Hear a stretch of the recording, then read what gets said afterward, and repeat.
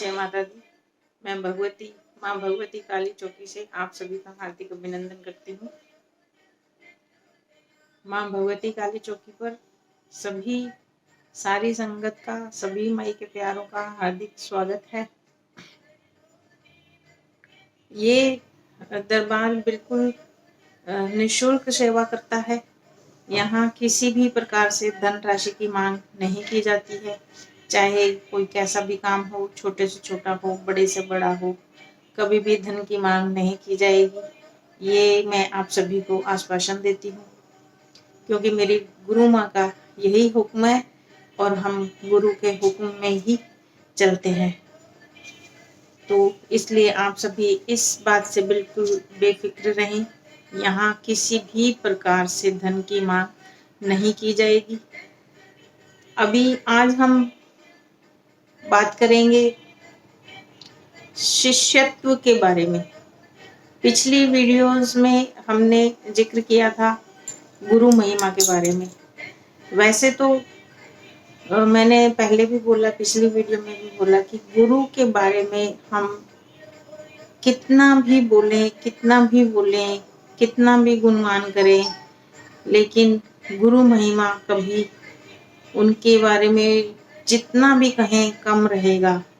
गुरु महिमा कभी भी पूरी नहीं हो सकती, क्योंकि गुरु का जो कार्य है या गुरु तत्व है जो, वो उसकी कोई सीमा नहीं होती, वो सीमा से परे होता है। गुरु तत्व जो होता है वो सीमा से परे होता है। इसलिए उनकी गुणवत्ता का या उनके गुणों का कितना भी गुणगान हम कर लें, कभी भी पूरा नहीं हो सकेगा। तो मैंने जितना थोड़ा बहुत ही मैंने बोला है, मैंने ज़्यादा कुछ नहीं बोला, क्योंकि जितना ज़्यादा बोलते चले जाते हैं तो उतना ही फिर वीडियो लंबी होती चली जाती है।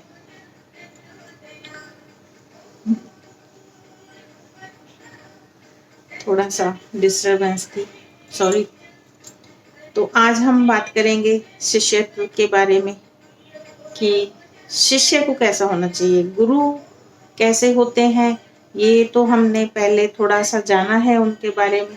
फिर भी मैं कहूँगी कि हम सभी को जो पूजा पाठ करते हैं, भक्ति करते हैं अपने इष्ट की, हमारे इष्ट कोई भी हो सकते हैं। जैसे मेरी तो इष्ट हैं जो मेरी दुर्गा माँ है और कालका माँ है, काली माँ है। लेकिन किसी की इष्ट हनुमान जी हो सकते हैं, किसी के शिव जी हो सकते हैं, किसी के साईं बाबा हो सकते हैं। ऐसे कोई भी आप कुछ भी नाम से अपने इष्ट किसी को भी बना सकते हैं, क्योंकि तत्व सारा एक ही है। सिर्फ नाम रूप ही अलग है, तत्व एक ही है।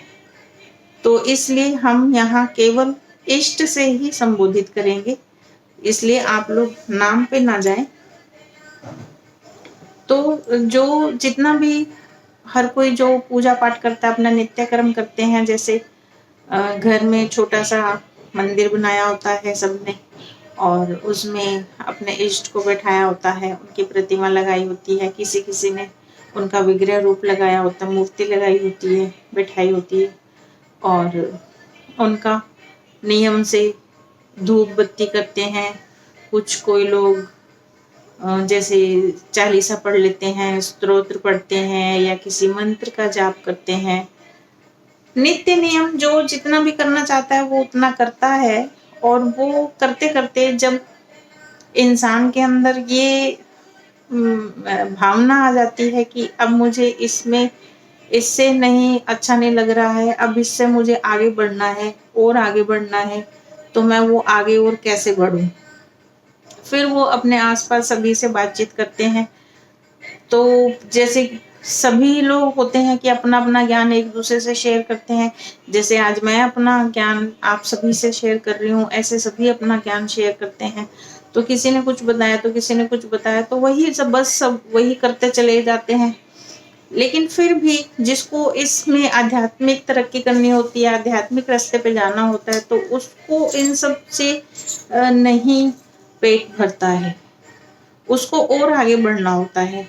तो जब ऐसी स्थिति आ जाती है इंसान में कि मुझे और आगे बढ़ना है और आगे जाना है, लेकिन मैं आगे कैसे जाऊं, मुझे इस चीज का ज्ञान नहीं है कि मैं आगे कैसे बढ़ूं, उस समय आपको अपने इष्ट के आगे ये विनती करनी चाहिए कि हे परमात्मा, हे ईश्वर, या अपने इष्ट का नाम लेकर कि आप मेरे लिए वो सुगम रास्ता बनाएं, जो मेरे लिए एक ऐसा अदद सदगुरु प्रस्तुत करें, मुझे उन तक पहुंचाएं, मेरे लिए ऐसा रास्ता बनाएं कि मैं उन तक पहुंच सकूं, जिससे कि मैं और आगे बढ़ सकूं, आध्यात्मिक तरक्की कर सकूं और अपने इष्ट से मिलन कर सकूं।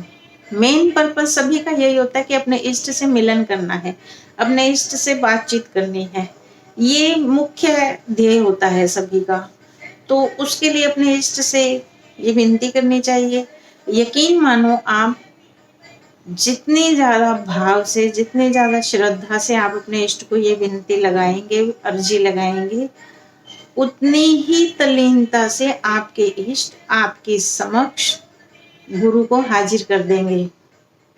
अब गुरु को हाजिर कर देने का मतलब ये नहीं है कि वो आपने अर्जी लगाई और 1-2 दिन में या 1 हफ्ते में गुरु खुद आपके सामने पेश हो जाएंगे। ऐसा नहीं होता, ऐसा नहीं होता। बहुत ही कम चांस ऐसा कभी किसी का बनता है कि अचानक किसी से सामना हो जाता है, मिलना हो जाता है और फिर वो उन्हीं के सानिध्य में रहने लगते हैं और फिर उन्हीं को ही अपना गुरु बना लेते हैं। ऐसा चांस बहुत कम होता है। मैं जिसकी प्रतिशत ज्यादा है मैं उसकी बात करूंगी कि ऐसा नहीं होता कि एकदम से आपके सामने प्रकट हो जाए। हमारे इष्ट हमें हमारे लिए ऐसा रास्ता बनाते हैं कि हम उस रास्ते पे चलना शुरू कर देते हैं और जैसे जैसे हम उस रास्ते पे आगे बढ़ते चले जाते हैं, बिल्कुल बहुत साधारण सा ही वो रास्ता होता है जिससे हम उस जगह पर पहुंच जाते हैं जहां हमारे लिए हमारे इष्ट ने हमारे लिए गुरु ढूंढे होते हैं। हम उन गुरु के चरणों में पहुंच जाते हैं और वहां पहुंचकर फिर जब उनसे अट्रैक्शन होती है, हमारी बातचीत होती है कुछ, तब हम धीरे धीरे ये महसूस करने लगते हैं कि यही वो जगह है जहां हमें पहुंचना था, जहां हम पहुंचना चाह रहे थे। तो फिर धीरे धीरे उनसे प्रेम भाव बढ़ जाता है और हम उन्हें गुरु धारण कर लेते हैं। वहां तक तो ठीक है, वहां तो जो गुरु का कार्य है वहां गुरु का कार्य शुरू होता है, लेकिन बात यहीं खत्म नहीं होती। गुरु तो हमने ढूंढ लिया, हमारे इष्ट ने हमारी मदद की, गुरु तो हमने ढूंढ लिया, अब आगे क्या करना है, आगे कैसे चलना है। ज्यादातर लोग क्या सोचते हैं कि गुरु धारण कर लिया, बस अब तो सारा काम गुरु का ही है। बिल्कुल नहीं, गुरु का काम नहीं है। हमारी ड्यूटीज, हमारे कर्तव्य फिर और अधिक बढ़ जाते हैं, और अधिक बढ़ जाते हैं। काम सारा हमने ही करना होता है, सारा काम, सारी मेहनत हमने ही करनी होती है। गुरु हमें केवल रास्ता दिखाते हैं और गुरु के दिखाए रास्ते पर हम चलना शुरू करते हैं। फिर हम महसूस करते हैं कि हाँ, ये वही रास्ता है जिसकी हमें खोज थी। तो सबसे पहला गुण क्या होना चाहिए शिष्य में? आज मेन हमारी चर्चा उस टॉपिक पे है कि शिष्य कैसा होना चाहिए, शिष्य के अंदर क्या गुण होने चाहिए, किसको हम शिष्यत्व कहते हैं, उस पे हमने चर्चा करनी है। तो सबसे पहली बात, सबसे पहला गुण क्या होता है शिष्य को? शिष्य के अंदर अपने गुरु के प्रति अपार श्रद्धा, विश्वास और प्रेम होना चाहिए। कहते सभी हैं, सुनते भी सभी हैं, जानते भी सभी हैं, लेकिन सबके साथ ऐसा नहीं होता है। बहुत से लोग मैंने देखे हैं, बहुत ऐसे मतलब शिष्यों के बारे में मैं बात करूं, बहुत सारे शिष्य मैंने ऐसे देखे हैं जो गुरु जो रास्ता दिखाते हैं, पहली बात तो शिष्य को उतना विश्वास ही नहीं होता। अब आप ये देखिए कि एक टीचर है, टीचर अपनी क्लास में सामने खड़े होके अपना लेक्चर देता है और ब्लैक बोर्ड पे कुछ समझाता है, कुछ पिक्चर से या कैसे भी वो अपना लेक्चर देते हैं, समझाते हैं, और सामने आप समझो कि 50-100 स्टूडेंट्स बैठे हैं। टीचर ने सबके लिए बराबरी से अपना लेक्चर दिया, अपना ज्ञान दिया है।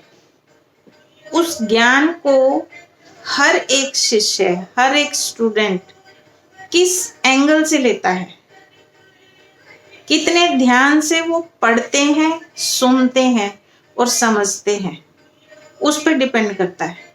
फिर उस बात को कितना सच मानना है, ये भी शिष्य पे ही डिपेंड करता है। एक क्लास में अगर 100 स्टूडेंट्स हैं तो 100 में हर बच्चा अलग अलग परसेंटेज से ही उस चीज को सोचता है, समझता है और हासिल करता है। सब एक ही तरीके से नहीं समझते हैं, और ज्यादातर बच्चे, ज्यादातर शिष्य यही शिकायत करते हैं कि गुरु भेदभाव करते हैं। गुरु कभी भी भेदभाव नहीं करते। गुरु नाम ही उसी का है, इष्ट की शक्ति। हमारे इष्ट जो हैं, उन्होंने, शक्ति ने गुरु उपाधि इसीलिए दी है क्योंकि वो भेदभाव नहीं करते। गुरु कभी भी भेदभाव नहीं करते। गुरु समान रूप से ज्ञान बांटते हैं। ज्ञान लेने वाले के ऊपर डिपेंड करता है कि वो कितनी श्रद्धा से, कितने विश्वास से उस ज्ञान को अर्जित करता है। जैसे शिष्य का हृदय एक विशाल गड्ढा समझ लो आप, बहुत बड़ा गड्ढा होना चाहिए। मेरे हिसाब से शिष्य का हृदय एक विशाल गड्ढा होना चाहिए, और जब शिष्य के अंदर, हृदय में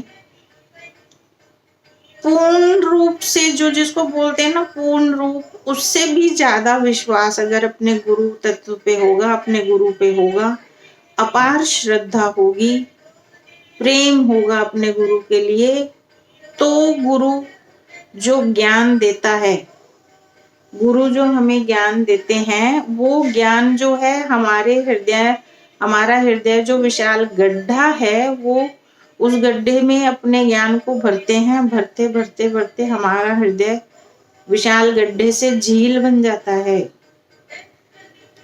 गुरु का ज्ञान हम कभी भी नाप तोल नहीं सकते हैं। जैसे झील की गहराई को कोई नहीं नाप सकता, समुद्र की गहराई को कोई नहीं नाप सकता। झील फिर भी छोटी है, समुद्र बहुत बड़ा होता है, समुद्र की गहराई को कोई नहीं नाप सकता। वैसे ही गुरु का ज्ञान होता है। इसलिए माप तोल करना बंद करिए, अपने आप को टटोलिए। हम शिष्य जो हैं, हमें अपने आप को टटोलना चाहिए कि कमी जरूर शिष्य में ही होती है, गुरु में नहीं होती है। गुरु तो पूर्णतया समर्पित होता है, और उसने हमारे ऊपर दया भी इसीलिए की होती है कि मैं इसको रास्ता दिखाऊंगा और ये आगे बढ़ेगा। ये आगे बढ़ना चाहता है, चलो मैं इसको रास्ता दिखाऊंगा और ये आगे बढ़ेगा। वो हमारे ऊपर डिपेंड करता है कि हमारे हृदय में कितना प्रेम है अपने गुरु के लिए। अब प्रेम के बारे में मैं थोड़ा सा ये बोलना चाहूंगी कि जैसे क्या कहना चाहिए, शब्द ही नहीं मुझे मिल रहे हैं, कि गुरु अपना जब ज्ञान बांटते हैं, जैसे भगवान, ये कहावत आपने सबने सुनी होगी कि भगवान जब बुद्धि बांट रहे होते हैं या किस्मत बांट रहे होते हैं, तो वो एक लाइन में सब लोग ऐसे खड़े होते हैं और उनको बिना देखे किस्मत भी भरते चले जाते हैं, उनको देते चले जाते हैं और ज्ञान भी बांटते चले जाते हैं। भगवान कभी पक्षपात नहीं करते, सबको बराबर देते हैं। बर्तन हमारा कैसा है, कितना सुपात्र है, कितना अच्छा बर्तन है, या वो लुढ़क जाने वाला बर्तन है, या कोई छेद या दरार वाला बर्तन है, बर्तन हमारा है। ईश्वर ने तो बराबर से ही सबको दिया है। बर्तन हमारे बर्तन में ही कुछ ना कुछ नुक्स होता है, जिसमें से वो किस्मत और वो ज्ञान निकल जाता है। इसलिए गुरु के ऊपर कभी शक नहीं करना चाहिए, कभी भी शक नहीं करना चाहिए कि गुरु ऐसे करते हैं, गुरु वैसे करते हैं, कभी भी नहीं। देखिए, गुरु निंदा जो लोग करते हैं उनका इस जीवन में तो पार है ही नहीं, इस जीवन में तो पार है ही नहीं, अगले जीवन में भी पार नहीं पाएंगे वो जो लोग गुरु की निंदा करते हैं। इसलिए हमेशा ध्यान रखें, ना तो खुद अपने मुंह से कभी ऐसे वचन निकालें कि गुरु, हमारे गुरु ऐसे हैं, हमारे ऐसे हैं, वो ऐसे करते हैं, वो वैसे करते हैं, और ना ही कभी सामने, आपके सामने कोई बोल रहा हो तो उसकी बात सुने, क्योंकि अगर आप चुप रहकर वो बात सुनेंगे तो उसके भागीदार भी बनेंगे आप, वो भी आपको गुरु दोष लगेगा। इसलिए ना तो ये पाप कर्म आप खुद करिए और ना ही आप किसी दूसरे के करते हुए उसमें शामिल हों। गुरु सिर्फ सीधा रास्ता बताते हैं कि आपको इस रास्ते पे चलना है, ये मंत्र जाप करना है, और अपनी कृपा भी देते हैं और शक्ति भी देते हैं। लेने वाले हम, हमारे ऊपर डिपेंड करता है हम कितने भाव से उस चीज को लेते हैं। मैं ये सोचती हूँ, मैं ये जानती हूँ कि जब शिष्य गुरु धारण कर लेते हैं, जब शिष्य बन जाते हैं, तो उन्हें अपना पूर्णतया समर्पण कर देना चाहिए। अपने गुरु को पूर्णतया समर्पित कर देने का अर्थ है कि हम अपने मन को सबसे पहले क्या समर्पित करना होता है, सबसे पहले हमें अपना मन समर्पित करना होता है अपने गुरु को। मन समर्पित करने का मतलब कब है, क्या क्या है? मन समर्पित करने से मतलब मैं, जो हमारे अंदर मैं भरी हुई है, अगर वो मैं हमारे अंदर खत्म हो जाएगी तो बहुत सारी समस्याएं हमारे लिए वैसे ही खत्म हो जाएंगी। जब मैं खत्म हो जाती है तो सबसे पहले मैं को मारना होता है कि मैं क्या करता हूँ, मैं कैसा हूँ, मैं किसका हूँ। जब ये सब सवाल खत्म हो जाएंगे, क्योंकि जब मैं पूर्णतः अपने आप को अपने गुरु को समर्पित कर दूंगी कि अब आप मेरे गुरु हैं और मैं आपका शिष्य हूँ, आप जाने, अब आपने ही मुझे संभालना है, आप जो रास्ता मुझे सुझाएंगे मैं उस रास्ते पर ही चलूंगा, जो आप कहेंगे मैं वही मानूंगा। मन के कहे से नहीं चलेंगे। मन के कहे से चलने का अर्थ है, हम सभी की बात कर रही हूं, मैं भी शामिल हूं उसमें। हम सभी क्या करते हैं, आज मन कर रहा है आइसक्रीम खाने का तो आइसक्रीम खाए, आज घर में रहने का मन नहीं कर रहा, घूमने का मन कर रहा है, घूमने चले गए, आज पिक्चर देखने का मन कर रहा है, पिक्चर देख ली, आज पूजा करने का मन कर रहा है, आज पूजा कर ली। ये इस तरीके की जो एक्टिविटीज है, ये हम मन के अधीन होकर चलते हैं। मन के अधीन नहीं होना है। जब मन के कहे से नहीं चलेंगे, सिर्फ गुरु के कहे से चलेंगे। गुरु ने बोला है कि आपने ये नियम करना है, तो हमने वो नियम करना है, हम उस नियम पे चलेंगे जरूर। गुरु ने बोला कि अगर आपको सुबह 5 बजे उठ के आपको मंत्र जाप करना है तो मतलब करना है। फिर आप मन से नहीं चलेंगे कि मन नहीं कर रहा था उठने का इसलिए नहीं उठे, मन नहीं कर रहा था बैठने का तो बैठे नहीं। ये मन वाली बात को ही समर्पित करना होता है। जिस दिन हमने ये मन रूपी किताब को बंद कर दिया, उस दिन से हमारे अच्छे दिन शुरू हो जाते हैं। ये यकीन मानिए मेरी बात का, ये मेरा पर्सनल एक्सपीरियंस जो होता है, मैं केवल और केवल वही बोलती हूँ। जब मन रूपी किताब हम बंद कर देते हैं तो हमारा कल्याण होना शुरू हो जाता है, हमारी आत्मा का विकास होना शुरू हो जाता है। फिर हम जो गुरु कहते हैं उसी को ही मानते हैं। दिन रात उठते बैठते सोते जागते हमारे दिमाग में केवल और केवल गुरु की बातें ही गूंजनी चाहिए, उनकी बातें ही गूंजनी चाहिए, केवल और केवल उनकी बातों को जब हम याद करेंगे और उनके बताए रास्ते पर चलते चले जाएंगे तो कैसे हमारा सफर कट जाएगा हमें एहसास ही नहीं होगा और अब हम मंजिल को पा लेंगे। इसलिए मैं को त्यागना बहुत जरूरी है, मन को समर्पित करना गुरु को बहुत जरूरी है। शिष्यत्व की ये पहली सीढ़ी है कि हम मन को समर्पित कर दें, अपने आप को गुरु को समर्पित कर दें। मन समर्पित हो जाएगा तो हम अपने आप ही गुरु को समर्पित हो जाएंगे।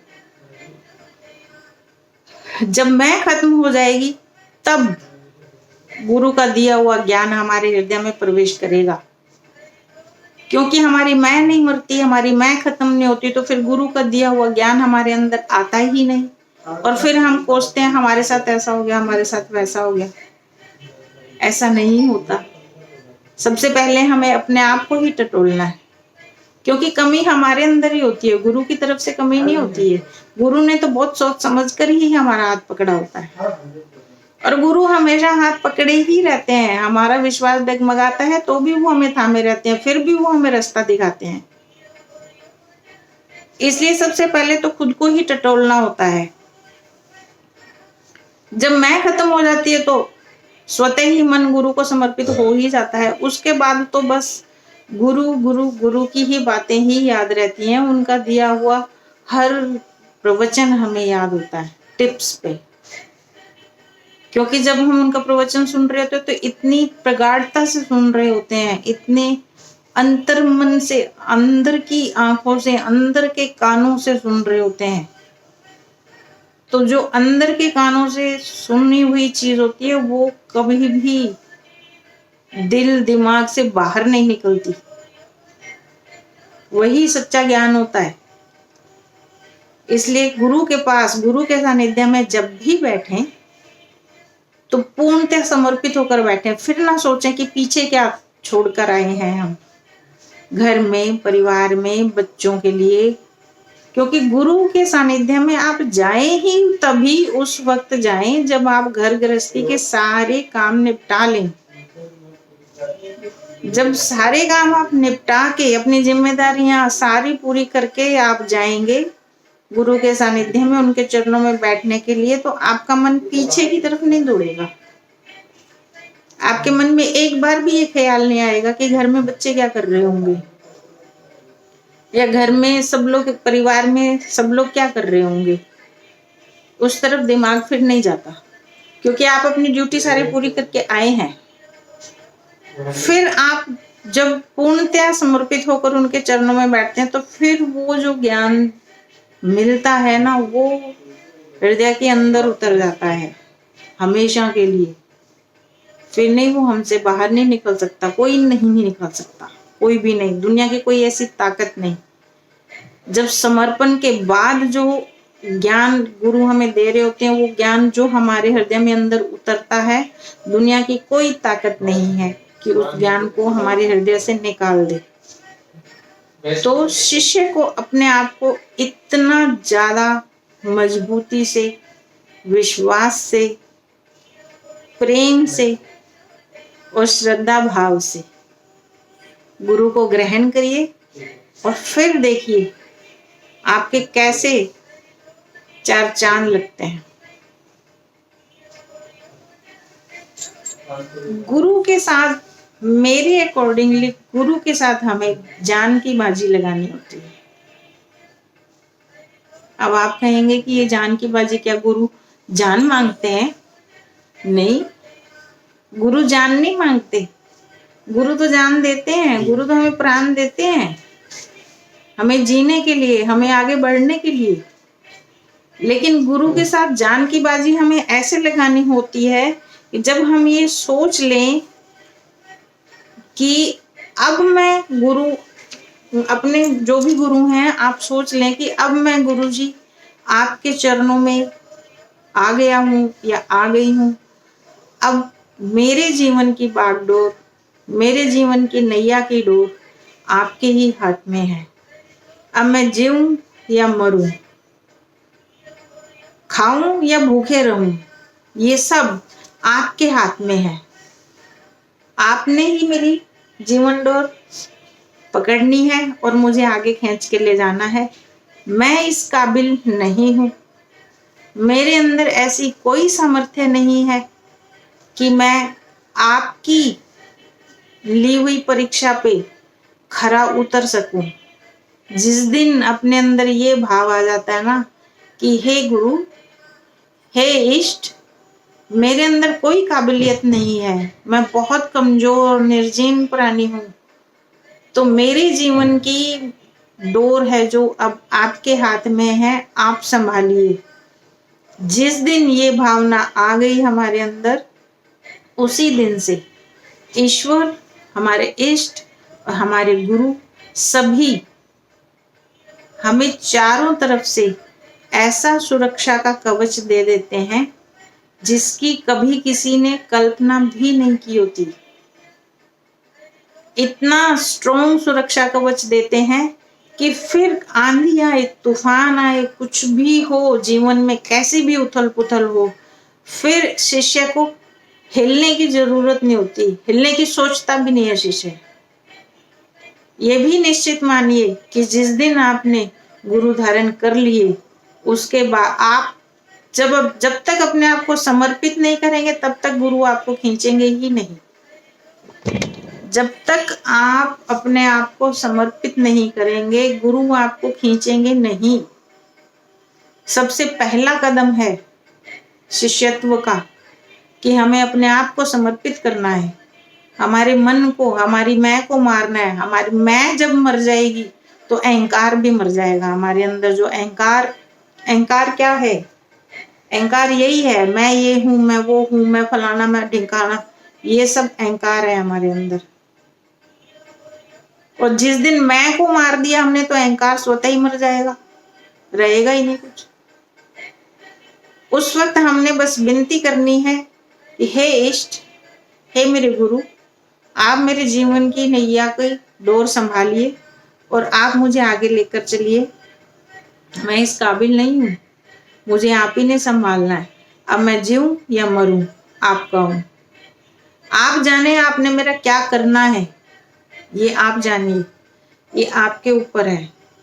बस ये श्रद्धा भाव जिस दिन हमारे हृदय में आ जाता है, उस दिन से गुरु तत्व जो होता है वो हमें संभालना और आगे बढ़ाना शुरू कर देते हैं।